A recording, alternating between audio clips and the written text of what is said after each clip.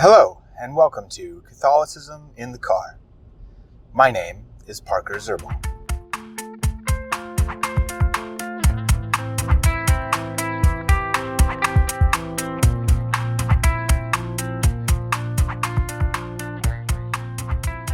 Today I want to talk about an argument for Catholicism from realism.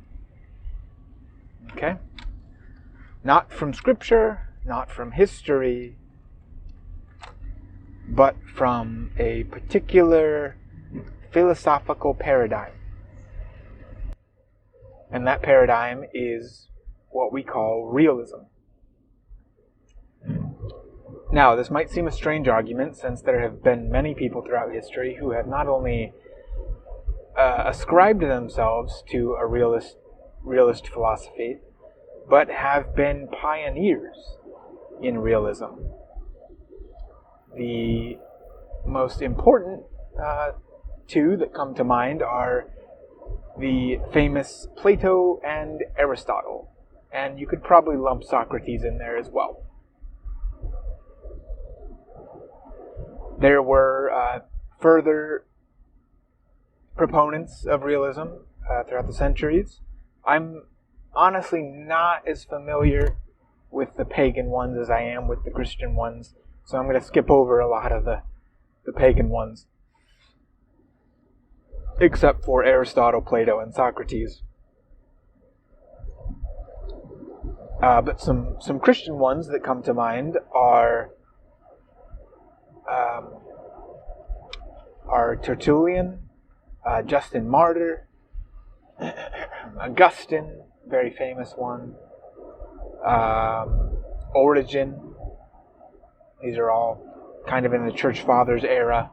And then you get to the more medieval era, which Augustine is kind of on the cusp of.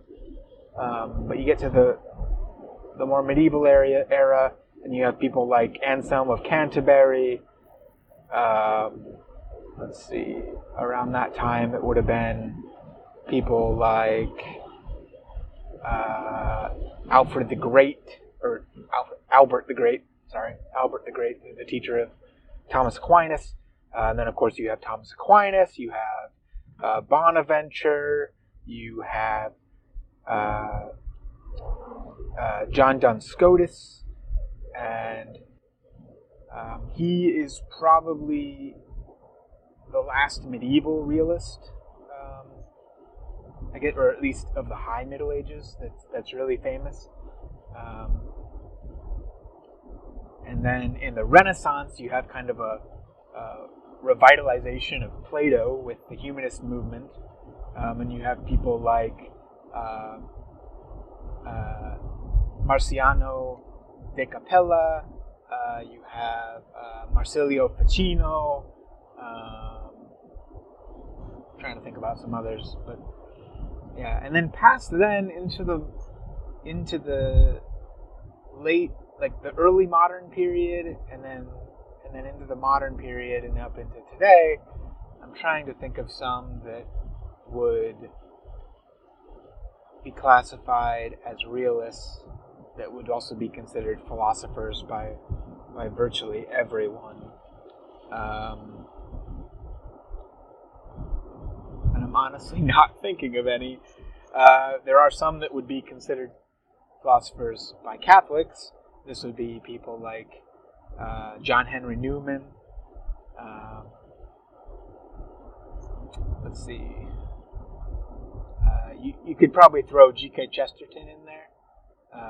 You could throw in really modern people like John Paul II, Benedict XVI, who is still living. Yeah, I don't know. I got to fill in some gaps there in my knowledge between the Renaissance and then the modern period. I'm not as familiar with that. And then I also have to, like I said, fill in some gaps in my knowledge of more ancient pagans who were realists. I don't know if you could consider the Stoics as realists. I don't know enough about them, So, but if they were, you could throw in Stoics like Marcus Aurelius. Anyway, so this argument from realism, this argument for Catholicism from realism. Here's how it goes simply. So I'm not going to try to prove the premise of realism here. That is for a completely different topic.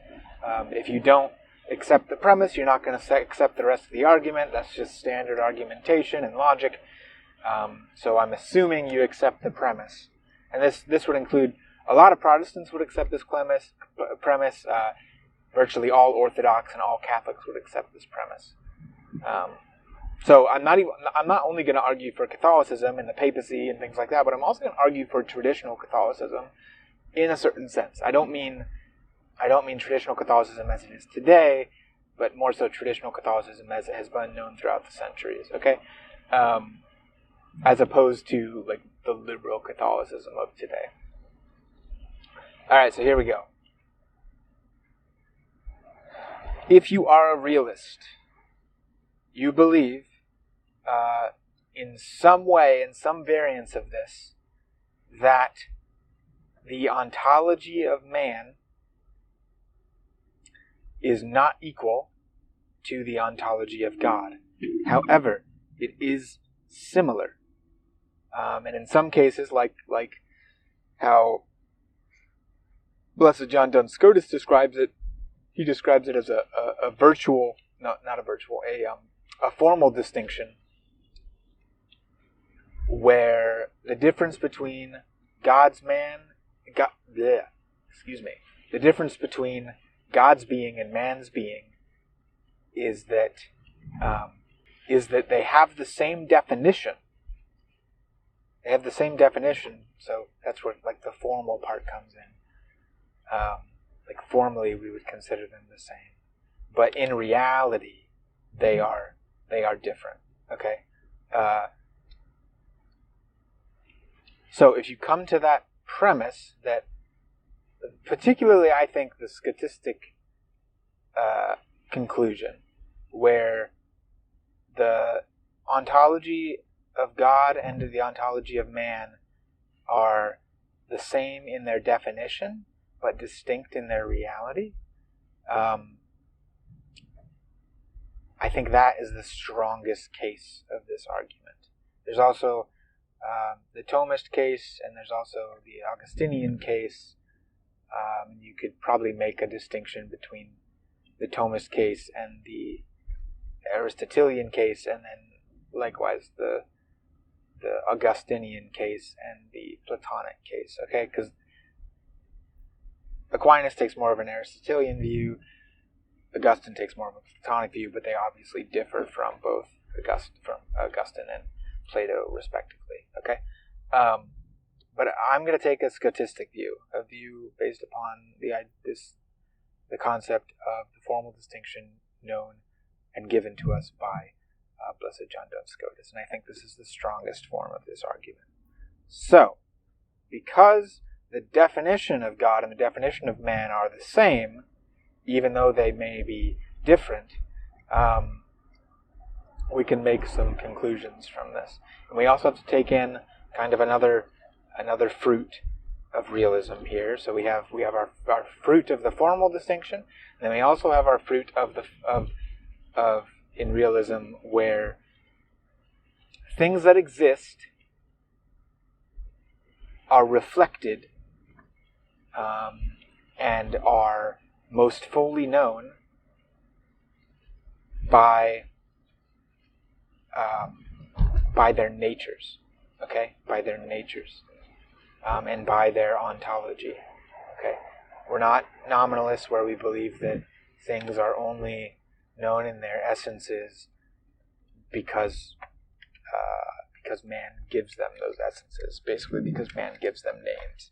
Okay, we're not taking that view, and I think that view is antithetical to this argument. We can continue this later.